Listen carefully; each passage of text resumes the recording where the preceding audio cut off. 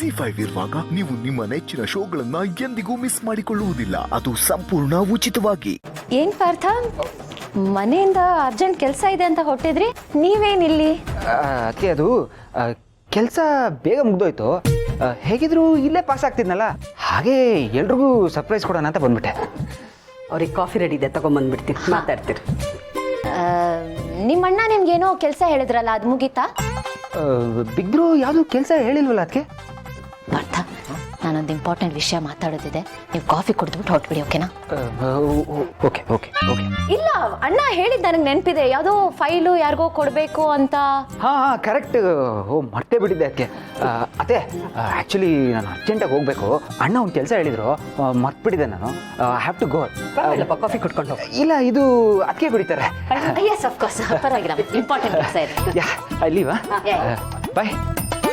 ಹಾಂ ಬರ್ತಾ ಇರಪ್ಪ. ಹಾಂ ಹಾಂ. ಹೇ ಅಪ್ಪಿ. ಹಾಯ್ ಅಕ್ಕ.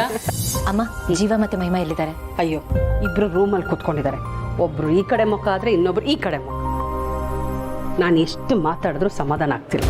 ನೀನು ಹೋಗೊಂದ್ಸಲ ಅವ್ರ ಹತ್ರ ಮಾತಾಡಿ ಸಮಾಧಾನ ಆಗ್ಬೋದು ಏನೋ. ಟ್ರೈ ಮಾಡ್ತೀನಿ. ಬಂದೆ.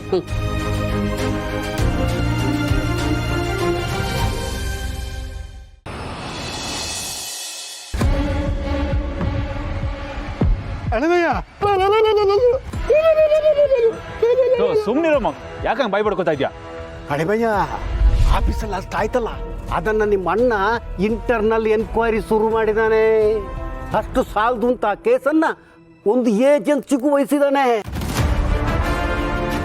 ಒಂದು ಕಡೆಯಿಂದ ನಿನ್ನ ಅಣ್ಣ, ಇನ್ನೊಂದು ಕಡೆ ಏಜೆನ್ಸಿ, ಎರಡೂ ಕಡೆಯಿಂದ ಬಂದು ಗುಮ್ತಾರೆ. ಗುಮ್ಮಿಸ್ಕೊಳ್ಳೋಕೆ ರೆಡಿಯಾಗಿದೆ.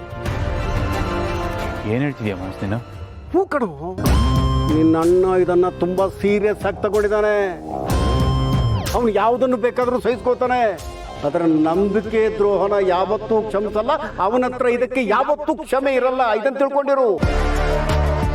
ಅವನ ಸಹನೆ ಎಷ್ಟು ದೊಡ್ಡದು, ಕೋಪ ಅಷ್ಟೇ ಕೆಡ್ದಾಗಿರುತ್ತೆ ಅಳಿಮಯ್ಯ. ಈಗ ಅವರು ಬುಡ ಸಮೇತ ಎಲ್ಲ ಆಚೆ ಆಗ್ತಾರೆ. ನಿನ್ನ ಬೆನ್ನಿಂದ ಇಷ್ಟೆಲ್ಲ ನಡೀತಿದ್ರು, ಅದರ ಅರಿವಿಲ್ಲದೆ ಆರಾಮಾಗಿದೆಯಲ್ಲೋ. ಕಳ್ತನ ಮಾಡೋನು ಯಾವಾಗಲೂ ಮೈ ತುಂಬ ಕಣ್ಣಾಗಿರ್ಬೇಕು. ಇದರ ಸೂಕ್ಷ್ಮತೆ ಅರಿವೇ ನಿನಗಿಲ್ವಲ್ಲ ಅಳಿಮಯ್ಯ. ನೀನು ಯಾಕೆ ಮಾಮ್ಸ್ ಇಷ್ಟೊಂದು ಟೆನ್ಷನ್ ಆಗ್ತಿದ್ಯಾ? ಕೂಲ್ ಆಗಿರು. ನಾನೇನು ಮೈ ಮರೆತು ಆರಾಮಾಗಿಲ್ಲ, ಮೈಯೆಲ್ಲ ಕಣ್ಣಾಗಿದ್ದೇ ಆರಾಮಾಗಿದ್ದೀನಿ.